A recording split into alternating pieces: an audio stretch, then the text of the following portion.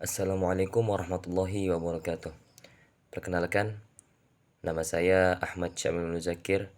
Saya adalah salah seorang mahasiswa jurusan Manajemen Bisnis Syariah angkatan ke-23, kelas A, MBS 23A. Pada kesempatan kali ini saya akan menjelaskan tentang bagaimana Nabi Muhammad SAW membentuk kepemimpinan dirinya. Baik, mungkin yang pertama kita ketahui bahwasanya Nabi Muhammad SAW sebelum diangkat menjadi seorang rasul, Allah Subhanahu wa taala terlebih dahulu memberi pendidikan kepada beliau. Allah Subhanahu wa taala mempersiapkan Nabi Muhammad SAW agar nantinya ia siap ketika menjalani atau mengemban amanah yang sangat berat, yaitu menjadi seorang rasul bagi seluruh umat manusia di bumi ini. Dan ini terbagi menjadi 5 fase, yaitu yang pertama adalah fase keyatiman, yang kedua adalah fase mengembala, yang ketiga adalah fase berdagang, yang keempat fase berkhadijah, dan yang terakhir adalah fase yang dimana ia menjadi seorang pemimpin atau kita sebut saja sebagai fase kenabian. Baik, kita mulai yang pertama, yaitu fase keyatiman. Seperti yang kita ketahui bersama, bahwasanya Nabi kita Nabiullah Muhammad SAW lahir dari keluarga yang tidak memiliki ayah. Beliau telah menjadi yatim secara lahir. Dari awal beliau telah menjadi seorang yatim, dan mungkin dari proses keyatiman ini membentuk pribadi kemandirian beliau. Beliau tidak bergantung kepada ayah dia sebagaimana anak-anak yang lain. Bahkan dikisahkan bahwasanya ada kisah yang sangat sedih tentang Rasulullah Shallallahu Alaihi Wasallam yang mana ia merasa sedih ketika melihat anak-anak yang lain datang ayah mereka dan membawakan mereka hadiah. Rasulullah Shallallahu Alaihi Wasallam tidak mengalami hal itu, tetapi beliau tidak mengalaminya. Jadi dalam hal inilah Allah Subhanahu wa taala membentuk kepribadian Nabi Muhammad Shallallahu alaihi wasallam agar menjadi pribadi yang mandiri, pribadi yang lebih bisa mengandalkan dirinya sendiri. Kemudian fase kedua yaitu fase berdagang, yang mana di sini kita ketahui bersama juga Nabiullah Muhammad Shallallahu alaihi wasallam berdagang bersama pamannya.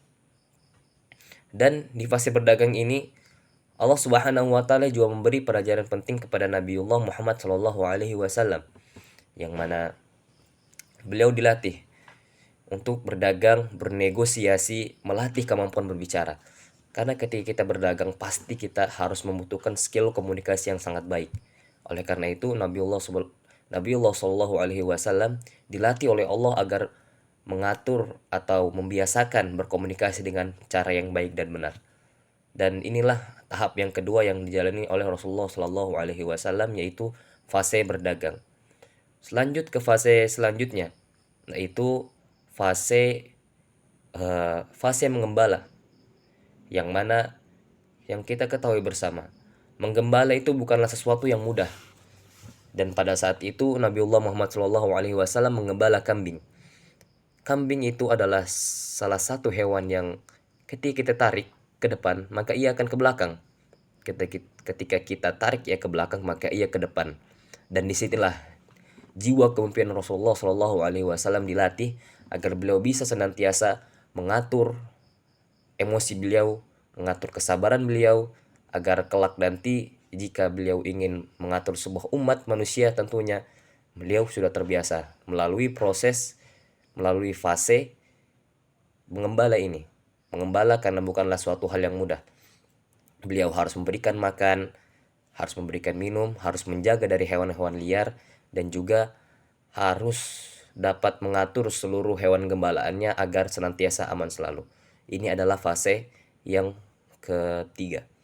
Lanjut ke fase yang selanjutnya, yaitu fase berkhadijah, yang mana kita ketahui bersama, ketika kita ingin membangun sebuah rumah tangga, pasti kita banyak hal yang perlu kita persiapkan, entah itu secara materi, secara pikiran, atau secara fisik. Karena ketika kita berada atau akan hidup dengan seorang wanita tepatnya, maka Wanita itu adalah sebuah makhluk yang salah satu makhluk yang unik dan yang dimana kita harus bisa mengaturnya karena ia manusia berbeda dengan sebelumnya itu kambing. Maka kali ini Rasulullah SAW membangun rumah tangga, membangun seorang istri yang mana istrinya bernama Khadijah, namanya Khadijah alaihi salatu wassalam. Nah, melalui proses berkhadijah ini Rasulullah Shallallahu Alaihi Wasallam belajar atau dilatih bagaimana untuk berkeluarga.